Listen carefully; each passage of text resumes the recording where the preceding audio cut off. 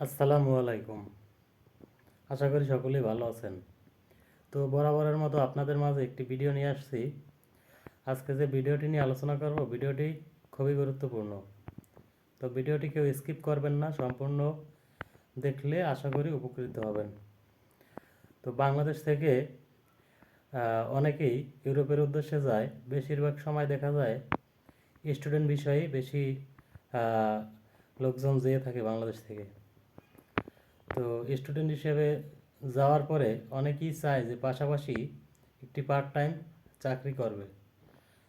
তো ইউরোপে দেখা যায় বাংলাদেশ থেকে তো বেশিরভাগ স্টুডেন্ট হিসেবে যায়, তারা বাংলাদেশে থাকাকালীনও স্টুডেন্ট হিসেবে লেখাপড়া করে এবং সেখানেও লেখাপড়ার উদ্দেশ্যে যায়। তো হঠাৎ করেই বিদেশের মাটিতে কাজ পাওয়া খুবই কঠিন হয়ে যায়।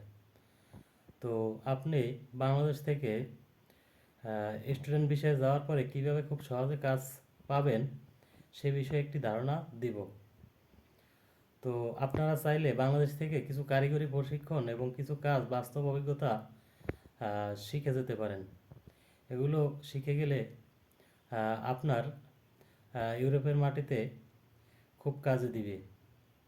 সেখানে আপনি কাজ পেতে খুবই সহজ হবে এবং চাকরি অনেক পেশার যে চাকরিগুলো রয়েছে, কিছু কিছু পেশার চাকরি আপনাকে খুঁজে নেবে। তার মধ্যে রয়েছে যেমন ড্রাইভিং, কার ড্রাইভিং, মোটরসাইকেল ড্রাইভিং। এই ড্রাইভিং যদি আপনি বাংলাদেশ থেকে শিখে যান, ইউরোপের অনেক কান্ট্রিতে ড্রাইভিং কাজের কাজের চাহিদা খুবই বেশি।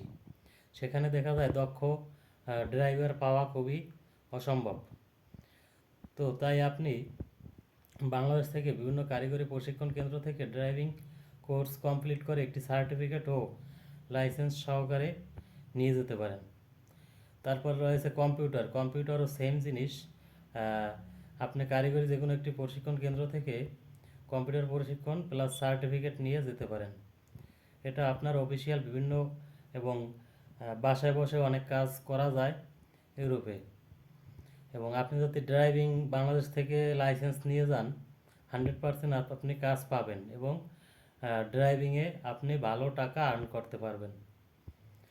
পাশাপাশি এই ধরনের আরও অনেক ধরনের কাজ রয়েছে যেগুলো আপনি বাংলাদেশ থেকে একটু শিখে গেলে সেখানে আপনার কাজের জন্য বিড়ম্বনায় থাকতে হবে না।